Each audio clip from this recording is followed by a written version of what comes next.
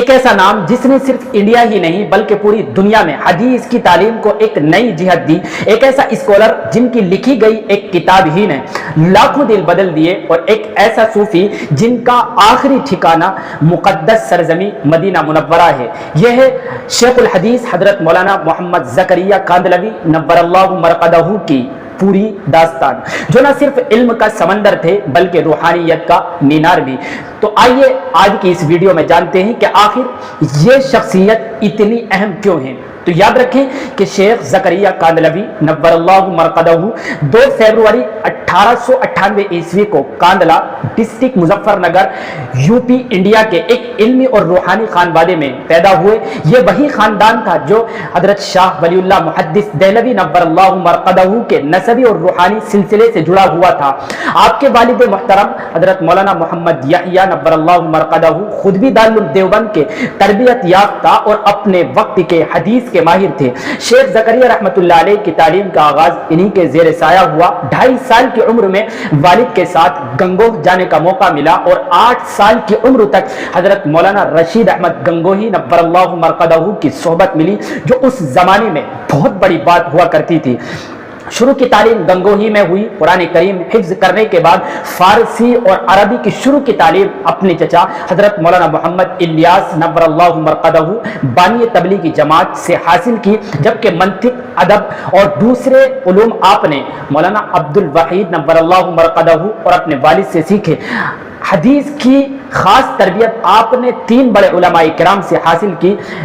والد محترم مولانا محمد یحییٰ صاحب، حضرت مولانا خلیل احمد سہارنپوری نور اللہ مرقدہ، علامہ ظفر احمد عثمانی نور اللہ مرقدہ۔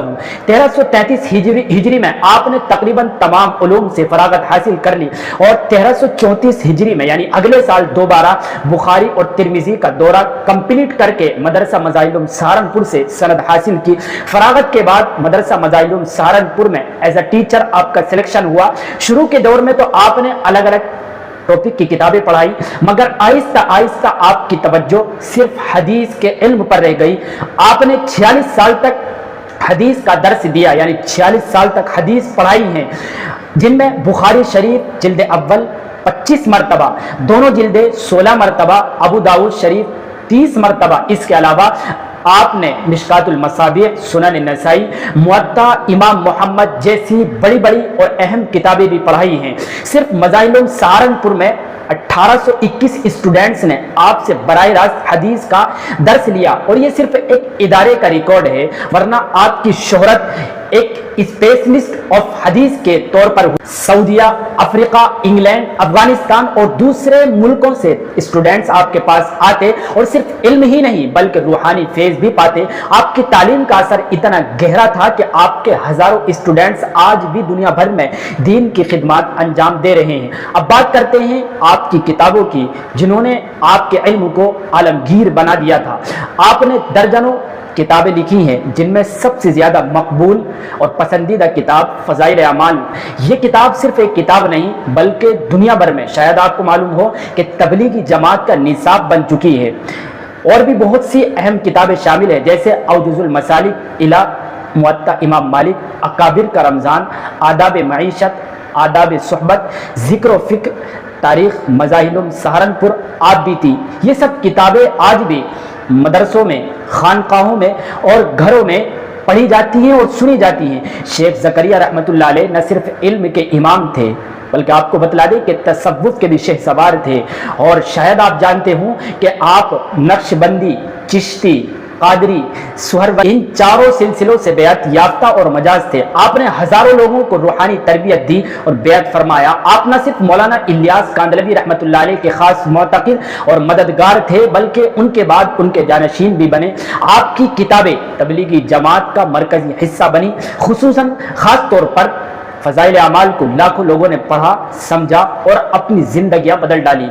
1973 عیسوی میں آپ پرماننٹ مدینہ منورہ چلے گئے، یعنی ہجرت کر کے وہیں چلے گئے اور پھر وہیں رہنے لگے، اور باقی زندگی وہیں قرآن و حدیث کی خدمت کی اور ذکر و فکر میں گزاری۔